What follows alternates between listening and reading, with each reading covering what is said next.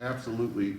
And again, I just want to stress that once you are off of active duty and you're back in your hometown, I don't want anyone to feel like they no longer have that buddy system, because there are still people here who are going to be looking out for you, who are going to reach out and help you. And yeah, Josh, you had.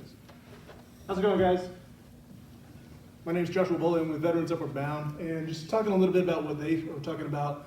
I remember right around the holidays, we did a little talking about staying connected. That led me to write an article about that for a newsletter that we're getting ready to put out. And in that, one of the things I talk about is when you're in the military, you've got your brothers, you've got your sisters and stuff like that. When you get out, a lot of times we, for whatever reason, kind of isolate ourselves. But there's organizations like the VFW, the American Legion, there's different motorcycle riding groups. There's a lot of different groups that you can work with and stay active and keep that camaraderie going. Find that brothers, and sisters.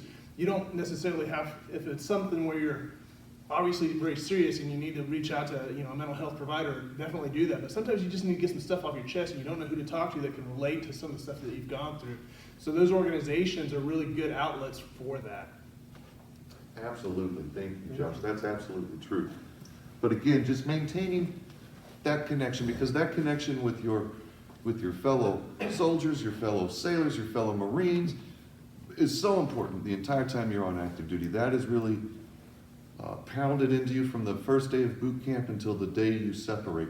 But again, I just don't want people to feel like, because you are now a veteran, that you have lost that camaraderie, because it's still a family. It's still a group, and it's a family you'll have with you for the rest of your life. So utilize it, make those connections, reach out to those folks and get the help that you need if you're starting to feel that depression. Or if you just, I kind of describe it sometimes, as if you're driving down I-44 at 70 miles per hour and you suddenly start to hear this ping in your engine. What are you going to do? You're going to, as soon as you can, you're going to get that engine into someone and you're going to have it checked, because if you just ignore the ping, what happens? It gets worse, and the next thing you know, you've got a blown engine.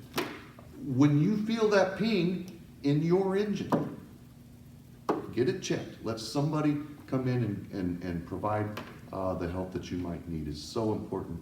And really, it takes a tough person sometimes to say that they need that help. The toughness that you had when you were on active duty needs to be employed when you're in that place where you feel like there's a ping in this engine, and before this ping gets worse, I need somebody to help me tune it back up again.